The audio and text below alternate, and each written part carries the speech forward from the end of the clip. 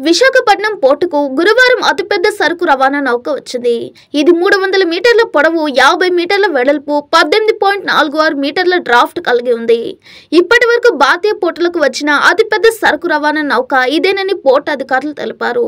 ఇది పశ్చిమ ఆఫ్రికాలోని గబాన్ నుంచి 199,900 టన్నుల మ్యాంగనీస్ తో చేరుకోగా విశాఖ పోర్టులో 124,500 టన్నులు అన్లోడ్ చేశారు.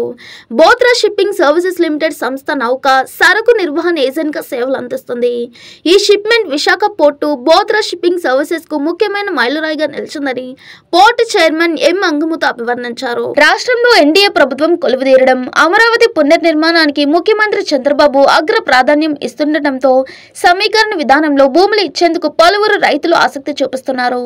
పెనుమాకలో రాజధాని సీడ్ యాక్సెస్ రోడ్ల నిర్మాణానికి 2 రోజుల్లో రైతులు 2.65 ఎకరాలను ఇచ్చారు. తాజాగా కేంద్ర బడ్జెట్ లోను అమరావతి నిర్మాణానికి తోడ్పాటు అందించనున్నట్లు మోడీ ప్రభుత్వం ప్రకటించింది. ఈ నేపథ్యంలో పోలింగ్ లో భూములు ఇచ్చేందుకు ముందుకొచ్చే వారి నుంచి తీసుకోవాలని సిఆర్డీఏ కమిషనర్ కాటమనేని భాస్కర్ రాజధానిలో భూ వ్యవహారాలు పర్యవేక్షిస్తున్న డిప్యూటీ కలెక్టర్లకు ఆదేశాలు ఇచ్చారు. వైకాపా ప్రభుత్వ హయాంలో ఈ ప్రక్రియ నిలిపివేయడంతో పాటు గత తెదేపా ప్రభుత్వం ఇచ్చిన భూ సేకరణ ప్రకటనను కూడా ఉపసంహరించుకున్న సంగతి తెలిసిందే. రాజధాని నిర్మాణానికి తెదేపా ప్రభుత్వం 25,398 మంది రైతుల నుంచి 34,281 ఎకరాలను సమీకరణ విధానంలో తీసుకుంది.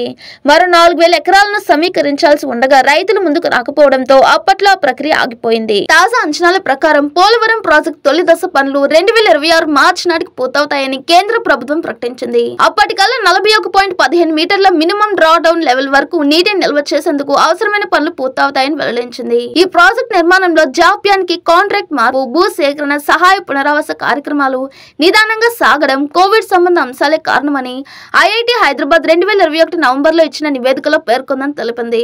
గత 3 ఏళ్లలో పోలవరం ప్రాజెక్టు నిర్మాణం సాగిన తీరుపై తెదేపా ఎంపీలు లావు శ్రీకృష్ణ దేవరాయలు, జిఎం హరీష్ బాలయోగి గురువారం లోక్సభలో అడిగిన ప్రశ్నకు కేంద్ర జలశక్తి మంత్రి సిఆర్ పాటిల్ ఈ మేరకు సమాధానం ఇచ్చారు. ప్రాజెక్టు నిర్మాణ పనుల జాప్యానికి కారణాలను గుర్తించే బాధ్యతను పోలవరం ప్రాజెక్టు అథారిటీ 2021 ఆగస్టులో హైదరాబాద్ ఐఐటికి అప్పగించినట్లు చెప్పారు. 2014 ఏప్రిల్ 1 నుంచి ప్రాజెక్టు మిగిలిన పనుల నిర్మాణ వ్యయాన్ని 100% కేంద్ర ప్రభుత్వమే సమకూర్చినట్లు చెప్పారు. కేంద్ర ప్రభుత్వం తరపున నిర్మాణ బాధ్యతలను రాష్ట్ర ప్రభుత్వమే చేపడుతుందని వివరించారు. టీ20 ప్రపంచ కప్ లో దుమ్మురేపే దేశాన్ని మరోసారి జగ్గచేతగా నిలిపింది మెన్ ఇన్ బ్లూ టీం.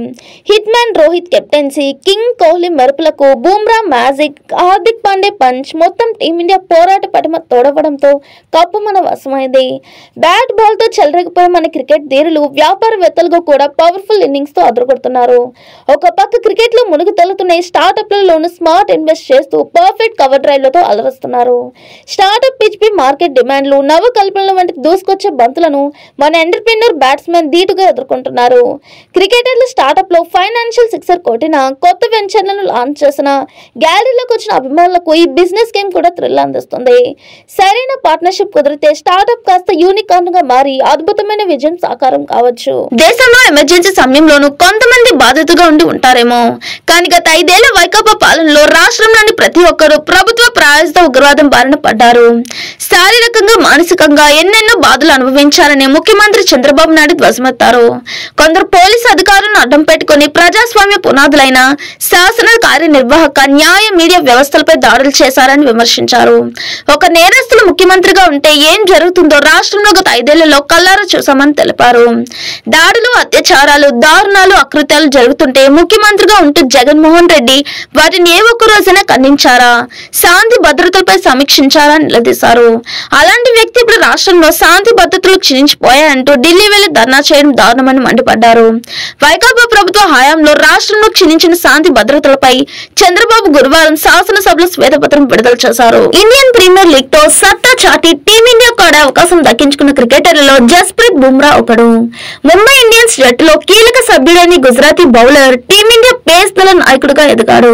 తనదైన ప్రత్యేకమైన బౌలింగ్ శైలితో ప్రపంచంలోని అత్యుత్తమ ఫాస్ట్ బౌలర్లలో ఒకటిగా ప్రశంసలు అందుకున్నాడు.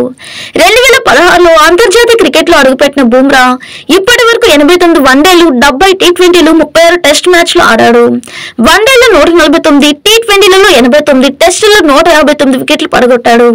ఇటీవల ముగిసిన టీ20 ప్రపంచ కప్ 2024లో అద్భుత ప్రదర్శనతో ఆకట్టుకుని ప్లేయర్ ఆఫ్ ద సిరీస్ గా నిలిచాడు. ఫ్రాన్స్ రాజధాని ప్యారిస్ లో కలకలం. ప్యారిస్ వేదికగా ఓవైపు సమ్మర్ ఒలింపిక్స్ 2024లో ప్రారంభం కావడం, మరోవైపు Paris high speed railway network ను గుర్తు తెలియని అగంతకులు పెద్ద మొత్తంలో విధ్వంసం చేయడం ఆందోళన నెలకొంది. ఫలితంగా France intercity high speed railway service network స్తంభించినట్లు ఫ్రాన్స్ ప్రభుత్వ యాజమాన్యంలోని SNCF తెలిపింది.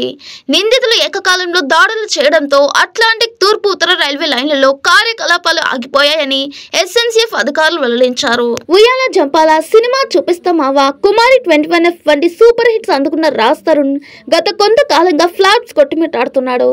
చాలా కాలంగా ఇతడికి మంచి హిట్టే లేదు. మంచి బ్రేక్ కోసం ఎదురు చూస్తున్న హీరో కొంచెం గ్యాప్ తీసుకుని పురుషోత్తముడు మూవీతో ప్రేక్షకుల ముందుకు వచ్చాడు.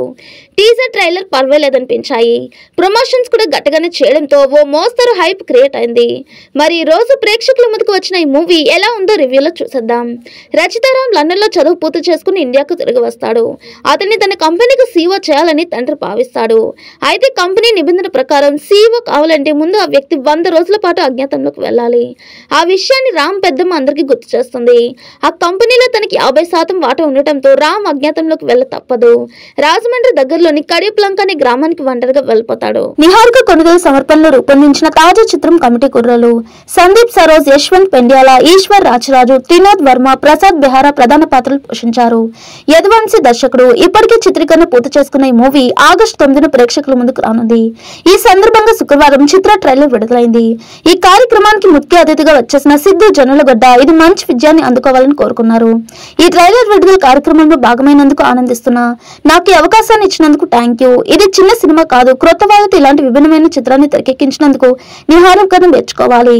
ఓవైపు వ్యాఖ్యాతగా హీరోయిన్ గా చేస్తున్న చిత్రాలు నిర్మించడం అంత సులభం కాదు. ఆమెలో ఒక వ్యాపారవేత్తను చూస్తున్నా. ఈ సినిమా మంచి వసూలు అందించాలని కోరుకుంటున్నా. తెలుగు సినిమా ఇప్పుడు మంచి స్థాయిలో ఉంది. తక్కువ బడ్జెట్ తో నిర్మితమైన చిత్రాలను సైతం ప్రోత్సహిస్తూ మనం మరింత ఉన్నత శిఖరాలకు వెళ్తున్నామని తెలిపారు.